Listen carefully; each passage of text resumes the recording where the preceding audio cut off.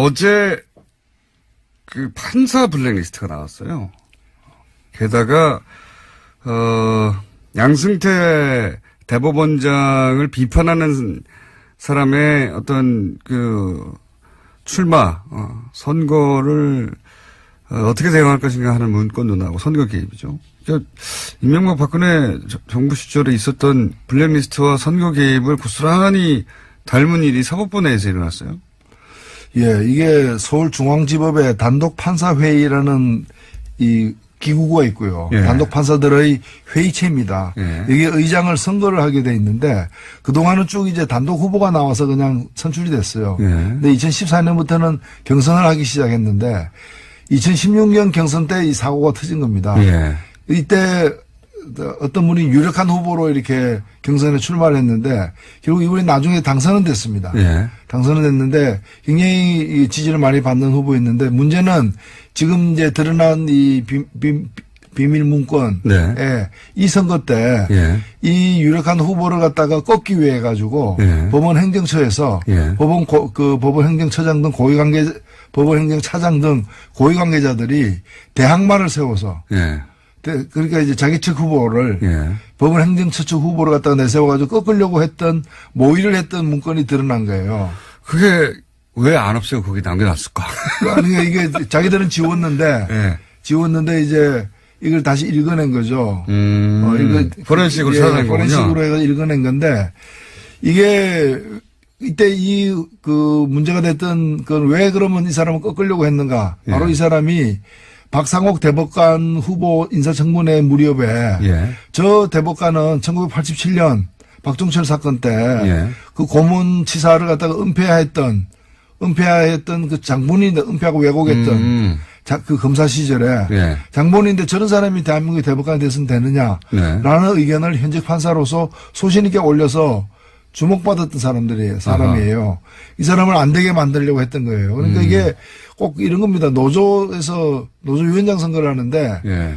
위원장 후보가 깐깐하니까 회사 측 후보를 내세워가지고 꺾으려고 했던 부당노동 행위죠. 예. 이게 사실은 헌법의 법관의 독립이라는 게 외부 권력으로부터의 독립도 있지만 사법부 내부에서의 독립도 중요한데 헌법을 갖다 위배한 부분이 있고 또 이것은 이 법률적으로도 보면은 이게야말로 직권남용인 거죠. 그렇죠. 예. 대법원장, 그 법원 행정처라는 게 이제 대법원장의 오른팔들이 있는 자리니까요. 예. 이게 대법원장을 비판했기 때문에 그리고 또 현직 대법원장이 보기에 정치적 성향이 자기가 안 맞기 때문에 못되게 만들려고 하는 거 아닙니까? 안 되게 만들려고. 그리고 그걸 그렇죠. 실제로 실행에 옮긴 거죠. 후보를 세웠으니까. 그 근거가 드러난 겁니다. 예. 게다가 블랙리스트도 만들고. 이거는 당시 이명박 박근혜 정부가 했던 일을 사법부 내에서 거의 본질적으로 똑같은 일을 한 거예요. 네. 예. 똑같은. 그래서 이것은 이대로 덮고 넘어갈 수 없는 문제다. 맞습니다. 예, 이건 수사 대상이 돼야 된다고 봅니다. 그러면 이게 사상 최초로 전직 대법원장이 그죠? 예. 예. 대법원장이 지금 포토라인에 쓰는 거 아니야? 이런 얘기까지 나오고 있어요. 어떻게 보십니까? 조심조심. 예, 참 유구무원입니다. 입이 있어도 말하기가 두려운 예. 할 말을 잃게 만드는 참담한 상황입니다. 그러니까 그런 상황을 전혀 이럴 땐 이런 표현을 쓰죠. 전혀 배제할 수 없다. 이거 상상하기 힘든 일인데.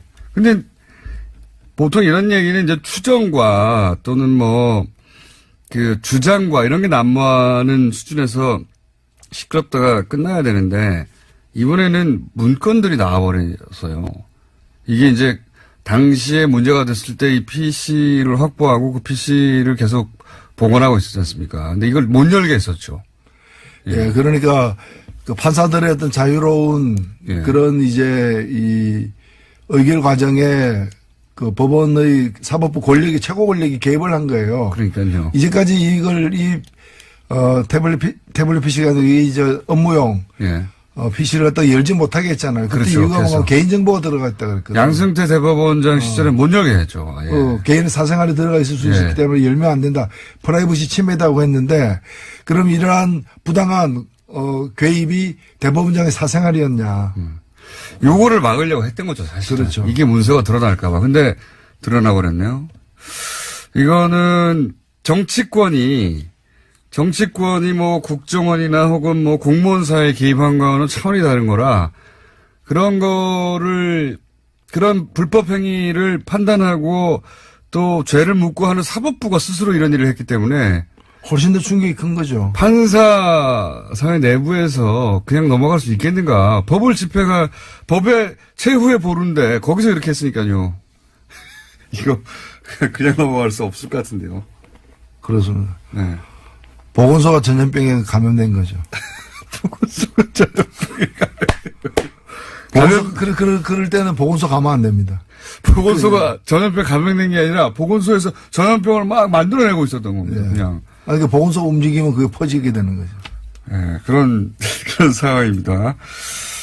이거, 이제 보도가 그렇게 많이 되고 있지는 않은데, 내용적으로 보면 굉장히 우리 사회에 큰 파장을 미칠 사건입니다. 예. 정치인들은 감옥에 갔다가도 다시 나와서 또 국회의원 되기도 하잖아요. 예. 사면 복권 내고 다시 그런데 이건 그거하고 다르거든요. 정치권에서는 비일비재하던 일이었지만 사법부에서 이러는 거는 전례가 없기 때문에 그래서 말을 조심하시는 거죠, 지금. 그래서 놀라운 거죠. 이게 흐르는 물에는 2급수도 있고 3급수도 있을 수 있지만은 돈 주고 파는 그 고급 생수가 2급수나 3급수였다면 그건 말이 안 되는 거잖아요. 양승태 전 대법원장 어떻게 해야 됩니까? 일단은 저는 엄정하게 예. 수사할 것은 수사하고 조사할 건 조사해야 된다고 봅니다. 자, 그런 큰 사건이 하나 있습니다. 그리고 국민의당 바른정당도 이제 점입가경 상태입니다. 이제 네. 되돌릴 수는 전혀 없고요. 예. 다리는 서로 건넜고요, 완전히. 근데 바른정당은 근데 또 추가로 탈당을 박인수 의원이 해서 바른정당이 한 자릿수로 줄어버렸어요. 네. 한두 명 더 할 수도 있을 것 같고. 예. 원희룡 제주지사도 망설이는 것 같고요. 그리고 안철수 대표 국민의당에서는 이제 전당대회를 어떻게든 치러야 되니까 물러설 수가 없잖아요. 물러서면 네. 이제 다 죽으니까. 그러니까 전당대회를 치러야 되는데 전당대회를 치러서 사실은 거기서 합당을 결정해내기가 굉장히 어려우니까 지금 당규를 바꾸고 있다고 하죠. 네. 예. 맞춤형 당규죠. 예. 그래서 분산도 시도하고 또 예. 온라인 오프라인 나누고 하여튼. 예. 근데 전체적으로 보면은 어떻게 하든 온갖 무리수를 갖다가 감수해서라도 예. 목적은 달성하겠다. 그런 거죠. 라는 예. 태세인 것 같고. 그래서 그렇다 보면은 목적은 달성될 수도 있습니다. 맞습니다. 근데 이제 손에 쥐는 게 뭔가. 예. 이사를 했는데 이사 비용이 집값보다 더 비싸. 그럼 왜 이사를 했느냐? 집값보다 더 비싸. 그러니까 지금 바꾼 당규는 이런 식인 거죠. 국회에서 국회의장이 본회의를 하고 본회의장 안에 국회의원들 다 모여서 하는데 네. 그게 아니라 이제 국회 본회의를 본회의장에서만 하는 것으로 인정하는 게 아니라 저기 동사무소에서 비디오로 중계하면 거기서도 본회의 하는 걸로 쳐주고 그죠? 예. 그렇게 바꾼 거예요. 굉장히 무리수인데 어쨌든 그렇게 했습니다. 바꿨어요. 당권을 가지고 있다 보니까. 그래서 전당대회에서 어떻게든 합당, 그리고 이제 의장의 권한도 이제 제한했죠. 굉장히. 예. 원래는 의장이 이제 개회를 선언해야 되는데 시간만 되면 자동으로 개표가 되고 시간만 되면 개표가 끝나는 것으로 만들어 버려가지고 혹시 의장이 도장이 망치로 쾅쾅쾅 안 두드릴까봐 예, 그것도 장치를 만들고 해서 어떻게든 되긴 될 것도 같아요.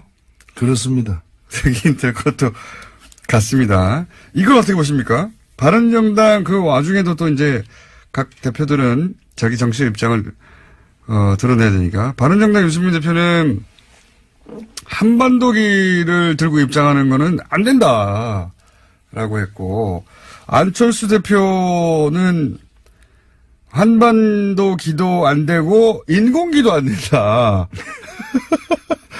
이게 그러면 안철수 대표 이야기대로 하면 북한 선수단은 태극기를 들어야 돼요. 인공기도 안 되고 한반도기도 안 되면 어쨌든 이 입장에 대해서는 어떻게 근데 생각하십니까? 한반도기는 이제까지 제가 기록을 보니까 7번이나 예, 이미 여러 번 여러 했죠. 번 같이 들었던 기억이 있고요. 그다음에 한반도기는 뭔가면은 국가 기관입니다. 예. 우리가 이제 공동 선수단이라는 이름으로 뭔가 정치적으로 의미 있는 퍼포먼스를 하기 때문에 그게 합당하게 그 길을 갖다 양쪽 그래. 길을 다 들 수 없어 드는 거고요. 상징 만일에 미소예요. 그 선수들이 입상을 하게 되고 메달을 따게 되면 올라가는 깃발은 그 자기네 국가의 당연히요. 깃발, 인공기나 태극기가 올라가는 거고 뭐 너무 당연한 거고. 공동 선수단일 경우에는 합의에 따라서 예.